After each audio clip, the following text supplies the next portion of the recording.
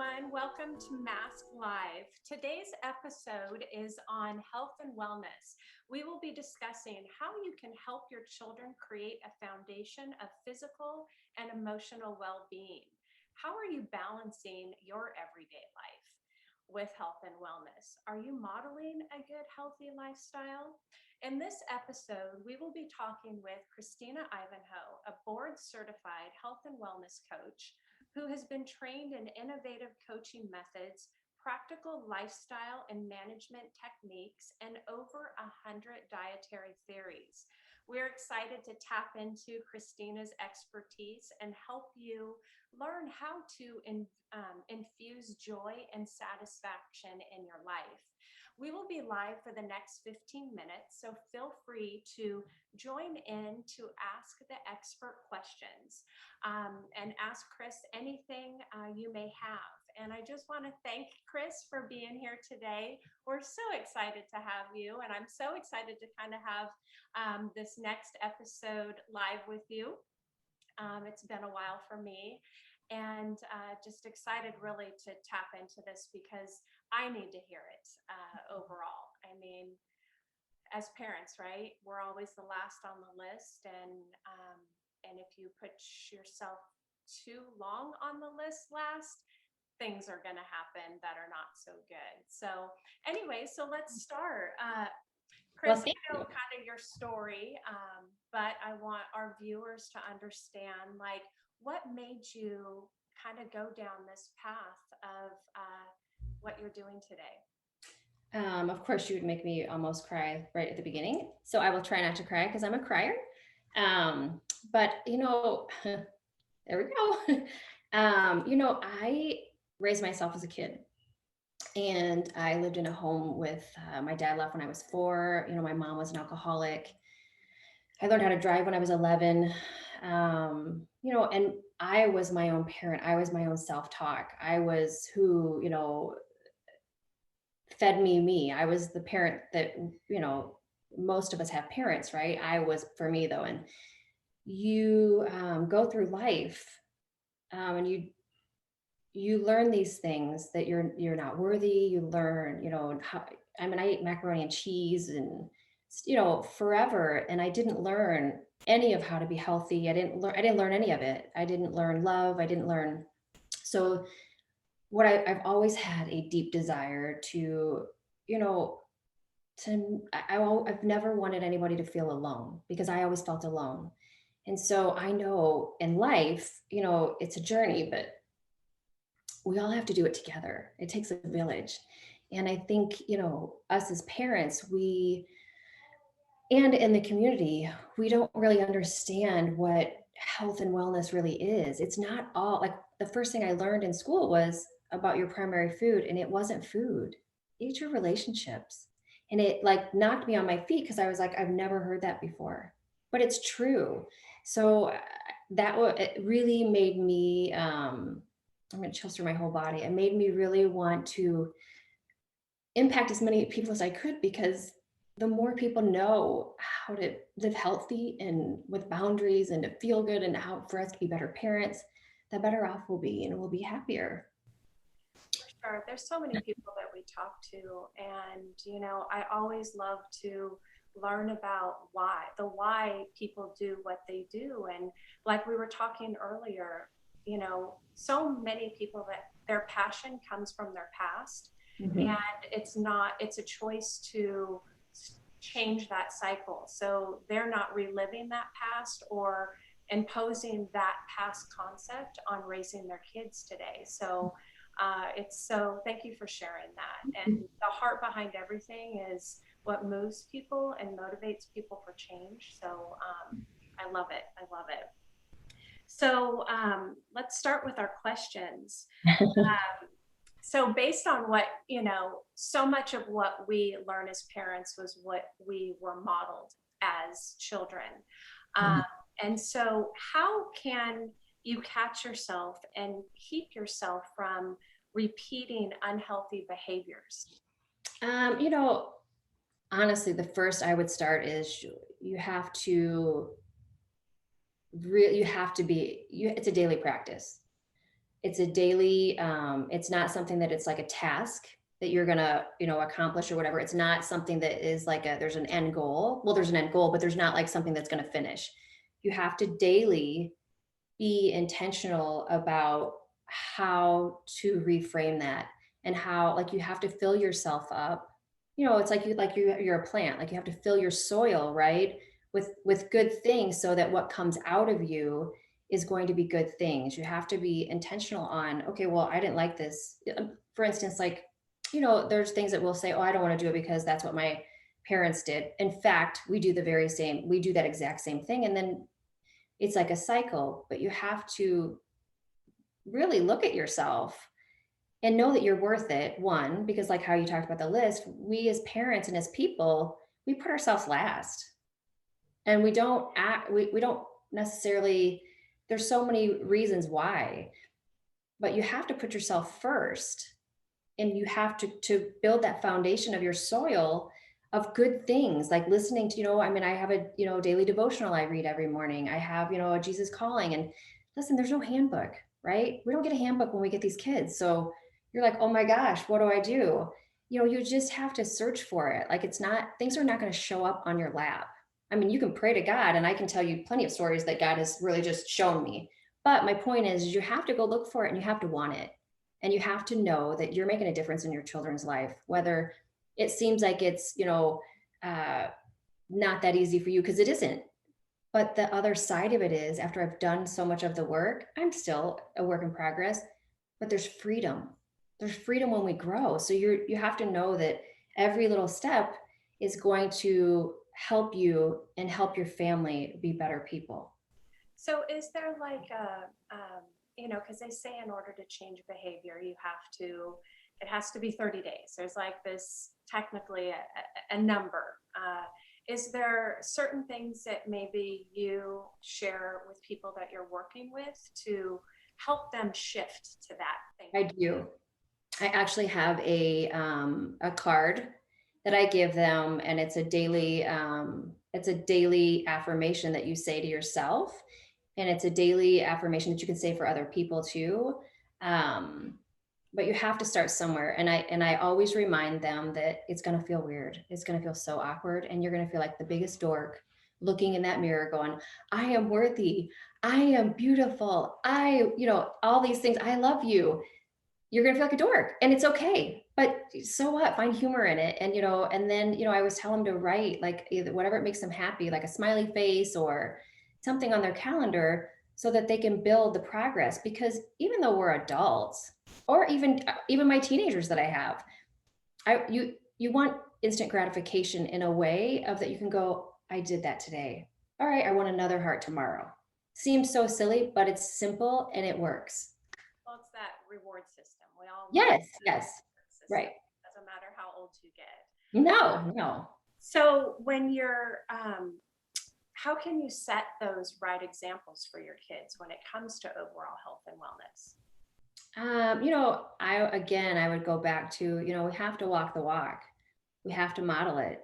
I mean, I screw up all the time. But I also, um, I don't let my daughter not hear me say I'm sorry if I mess up, or we're not perfect, but if we could just walk the walk and really think about how would we want them to behave, right? And how do we want them to be with their kids? And really, what do we want? You just have to walk it, and you have to, constantly be, and, doing things with them, and talking to them, and, walking alongside them instead of at them. That's, if I could say, that's probably one of the most important things. And I say it even in science, like, I am here to walk alongside you, not at you. You're an adult, you're a teen, but I'm going to walk alongside you so that there's no judgment, so they feel safe. Because that's the other part, you never know.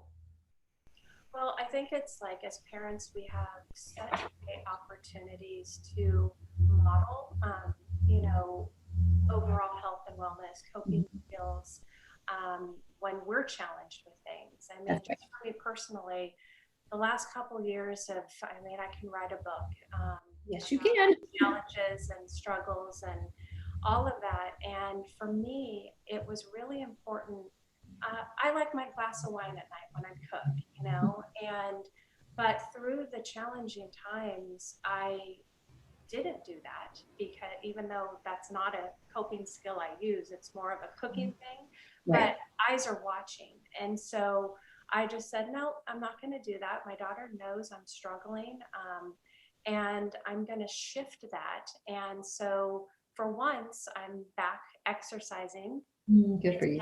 been too many years, and I shifted that to, no, this is my coping, this is my healing. And I've been biking, and I'm just kind of saying it vocally in my family, like I'm grieving through the miles, because I'm giving myself the time, which never have I, and Right.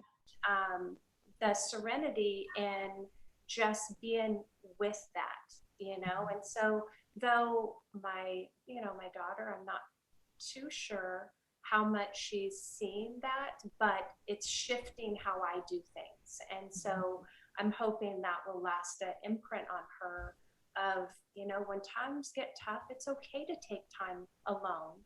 Mhm. You don't have to apologize for putting yourself on your list, because in order to keep pouring out everywhere, because as business owners, as having the passions that we do and being the parents that we are, like, you as moms, you can't apologize Mhm. for putting yourself on that list. And so that's kind of, it's taken me a number of years to get here, but But you're here. I'm here. And so that's just kind of the journey that we're on as parents, right? And as Right. women, and individuals. So Well, and that's the truth. Like I think that you're exactly right on that whole, and I don't think it's ever too late because she's watching how you respond to emotions and do things. And she also it made me think about, like, we have to show them, not right, just like what you said, not to put ourselves on the back burner, because if we do that, we're showing them how to do that. right.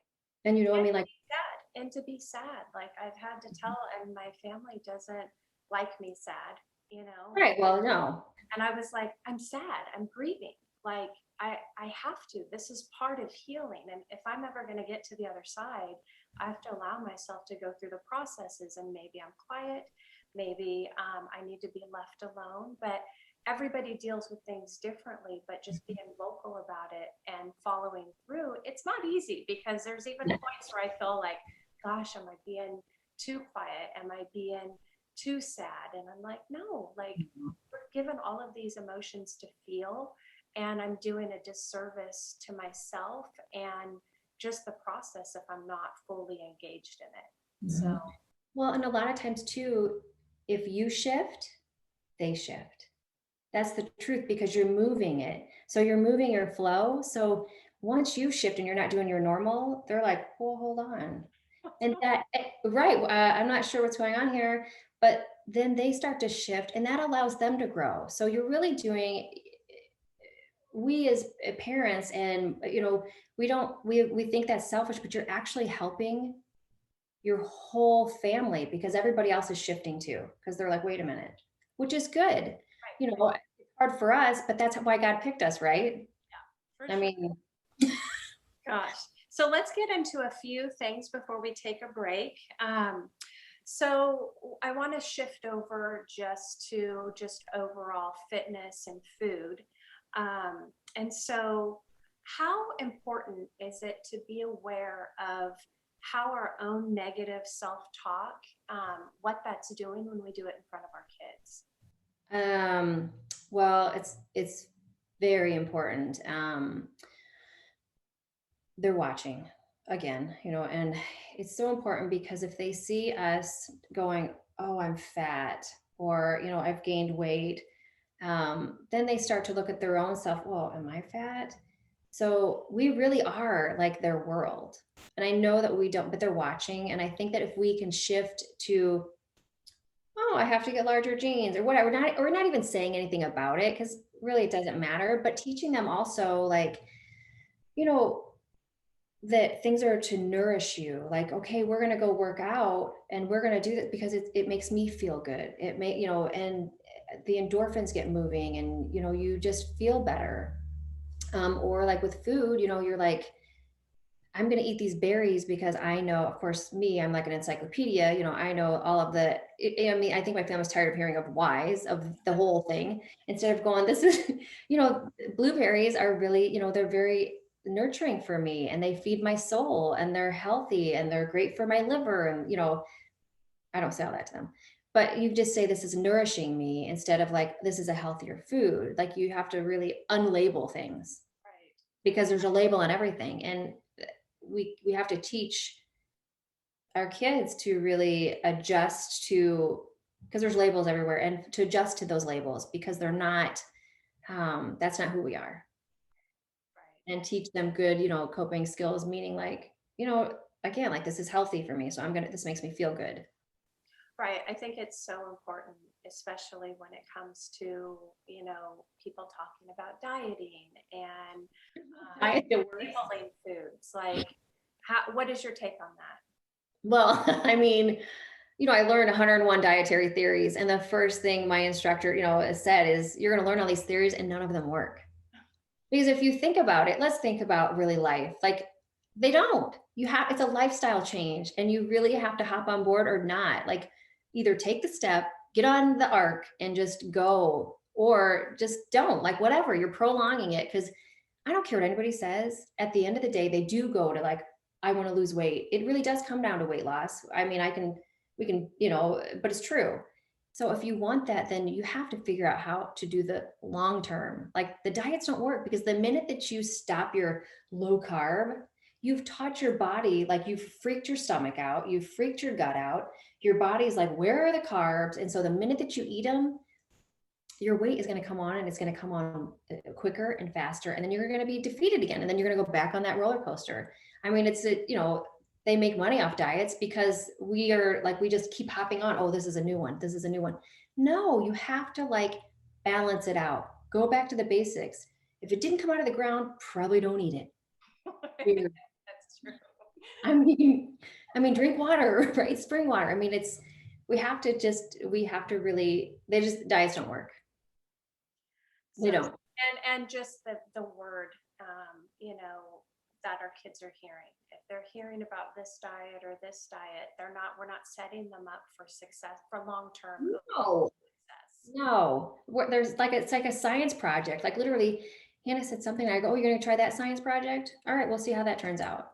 Like because you have to like, what are you doing? But they're really it's sad because these kids are using all these filters and all this stuff, and I'm like, and even like people that I see that are like other health coaches, and I just stay in my lane. But it makes me crazy because you don't need a filter. Like if you're teaching people about health and you're teaching people about eating well and doing well, you walk the walk. Who cares?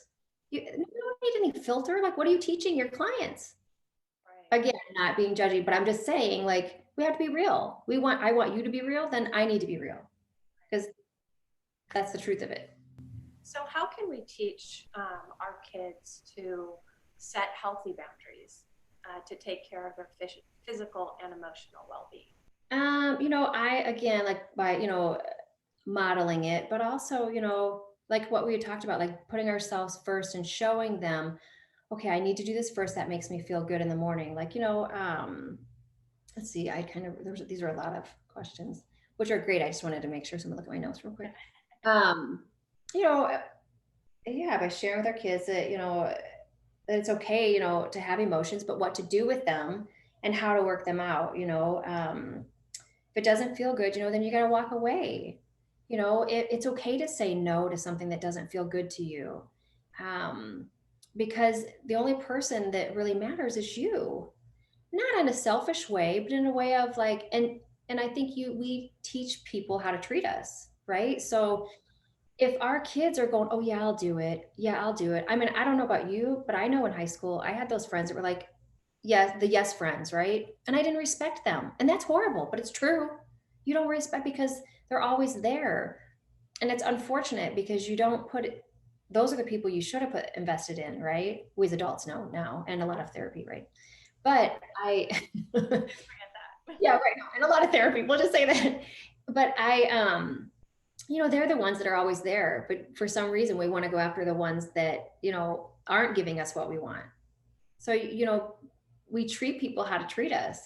So by, sticking to who you are and by sticking to your morals and, that I think I mean, I think one of my happiest moments was when one of our friends we saw in the mall and she was like griping about some other woman. And I couldn't believe my daughter. I was like, wow, she does listen to me. She, she goes, well, maybe God had other plans for you. This was when she was 9. I'm like, what did she say? But, I mean, it's kind of cool because she's sticking up for what she believes in. Not saying that, oh, I don't have a perfect kid. I mean, I'm always, again, I don't think that. I'm not trying to pursue that. But I was just sharing an example of like teaching people, and she stopped this woman in her tracks, a grown woman, right? So I think that really is teaching them to respect themselves, to respect, their surroundings, and to be able to feel good enough in their skin to say how they feel, and really, again, it's how we teach people how to treat us. Absolutely.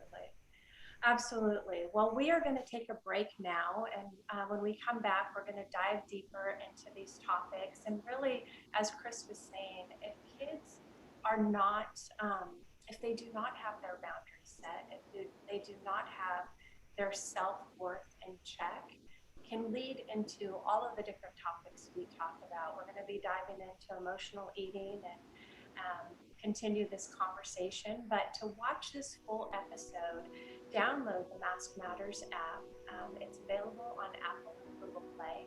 And tune in for the next episode. Thank you again, Chris, and we'll be right back.